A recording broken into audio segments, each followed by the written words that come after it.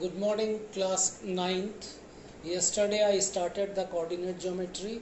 Coordinate geometry is the study of the distances. तो coordinate geometry में देखिए, कल मैंने बताया था कि O is the origin and all the distances are measured from this origin, और हॉरिजेंटल लाइन जो हमारी होती है उसको हम एक्स एक्सिस कहते हैं और वर्टिकल लाइन को वाई एक्सिस कहते हैं। X x x dash and y y dash. तो ये जो लाइन है हमारी x O x dash, horizontal line, this is x axis, and vertical line y o y dash, vertical line is y axis, and the point of intersection of x axis and y axis is called the origin, and all the distances are measured from the origin. origin के right hand direction में अगर x access के along हम move करेंगे तो distance हमारा positive होगा। Origin से x एक्सेस के लेफ्ट हैंड साइड में अगर हम मूव करेंगे तो डिस्टेंस हमारा निगेटिव होगा। यानी ओरिजिन से x एक्सेस का के डायरेक्शन का जो पॉजिटिव डिस्टेंस है ये 0 से लेके प्लस इंफिनिटी तक होगा। x एक्सेस पे निगेटिव डिस्टेंस 0 से लेके माइनस इंफिनिटी होगा। In the same way when we move from O in a upward direction, the y axis will be positive, and when we move from O in the downward direction, the y axis will be negative. तो अब जैसे हम point O से start करें और A पे हम पहुंचे और A से अगर y एक्सेस के अलोंग मूव करके पॉइंट B पे इस तरह पहुंचे कि पॉइंट B जो है ये इस डिस्टेंस 3 के पैरेलल है, तो इसका मतलब ये जो पॉइंट B है इसका ओरिजिन से x एक्सेस पे डिस्टेंस 4 है, x एक्सेस पे डिस्टेंस 4 है और y एक्सेस पे इसका जो डिस्टेंस है वो 3 है। तो हम ये कहेंगे कि पॉइंट B का x कोऑर्डिनेट 4 है और y कोऑर्डिनेट 3 है, तो पॉइंट B के कोऑर्डिनेट्स हो जाएंगे 4,3। किसी भी पॉइंट के कोऑर्डिनेट्स जो हैं वो ऑर्डर्ड पेयर में लिखे जाते हैं और ऑर्डर्ड पेयर का जो पहला एलिमेंट होता है वो x कोऑर्डिनेट को डिनोट करता है, ऑर्डर्ड पेयर का सेकंड एलिमेंट जो है वो y कोऑर्डिनेट को डिनोट करता है।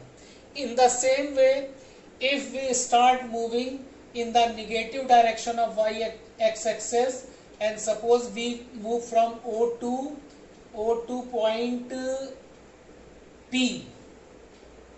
ये पॉइंट P जो है वो O से 4 यूनिट के डिस्टेंस पे है, और अब अगर पॉइंट P से y एक्सिस के अलोंग अगर चलें और ये 3 यूनिट मूव करके हम अगर पॉइंट R पे अगर पहुंचे तो देखिए पॉइंट P का x कोऑर्डिनेट क्या है, निगेटिव, और ये y कोऑर्डिनेट क्या है, पॉजिटिव।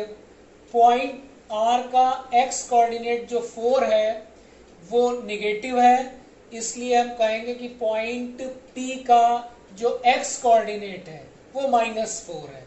तो अब अगर पॉइंट P के कोऑर्डिनेट्स हम पूछें तो ये होंगे -4,0, और इसका y कोऑर्डिनेट जो है वो पॉजिटिव है, इसलिए पॉइंट R के कोऑर्डिनेट हो जाएंगे -4,3। तो पॉइंट R का x कोऑर्डिनेट पॉजिटिव होगा, y कोऑर्डिनेट निगेटिव होगा। इसी तरीके से अब अगर पॉइंट P से हम नीचे की तरफ उतरें और एक पॉइंट T पे आ जाएं, तो देखिए जो पॉइंट T है इस तक पहुंचने के लिए हम पहले 4 यूनिट डिस्टेंस निगेटिव डायरेक्शन में चले x एक्सिस के अलोंग, फिर 3 यूनिट का डिस्टेंस हम लोग ने y एक्सिस के डायरेक्शन में निगेटिव चला, यानी पॉइंट टी का जो x कोऑर्डिनेट है वो निगेटिव है, y कोऑर्डिनेट भी निगेटिव है, इसलिए पॉइंट t के कोऑर्डिनेट्स हो जाएंगे -4, -3। तो पॉइंट t जो है उसका x कोऑर्डिनेट भी निगेटिव है, y कोऑर्डिनेट भी निगेटिव है, तो इसके x और y दोनों कोऑर्डिनेट निगेटिव हो जाएंगे। अब अगर हम x एक्सेस के पॉजिटिव डायरेक्शन में मूव करें और a से हम फिर y एक्सेस के नेगेटिव डायरेक्शन में मूव करके एक पॉइंट u पे पहुंच गए, तो देखिए पॉइंट u जो है उसका x कोऑर्डिनेट पॉजिटिव है, y कोऑर्डिनेट निगेटिव है, इसलिए पॉइंट u के कोऑर्डिनेट्स हो जाएंगे 4, -3। तो देखिए कोई भी स्पेस अगर है हमारी तो उस स्पेस को हम 4 क्वाड्रेंट में डिवाइड कर सकते हैं। ये जो क्वाड्रेंट है हमारा पहला quadrant, this is A first quadrant. First quadrant में x कोऑर्डिनेट भी पॉजिटिव है, y कोऑर्डिनेट भी पॉजिटिव है, इसका मतलब फर्स्ट क्वाड्रेंट में कोई भी पॉइंट जो लाई करेगा उसका x और y कोऑर्डिनेट दोनों पॉजिटिव होगा। फिर then this is a second quadrant. Second quadrant में जो पॉइंट लाई करेगा उसका x कोऑर्डिनेट नेगेटिव होगा, y कोऑर्डिनेट पॉजिटिव होगा।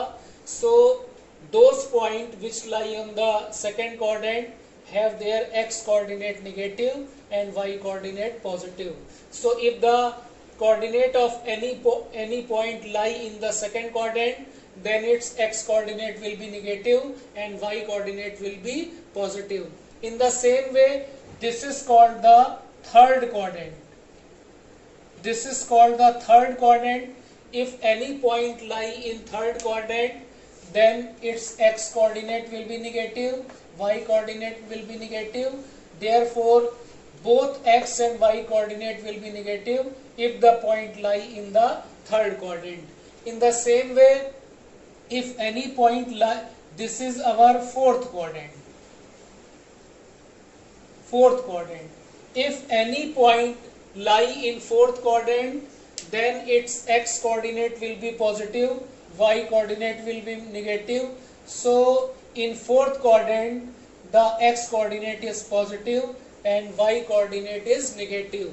So the whole plane, whole space is divided into four quadrant, and in all the quadrant the sign of x or sign of the y coordinate will change according as point lie in which quadrant.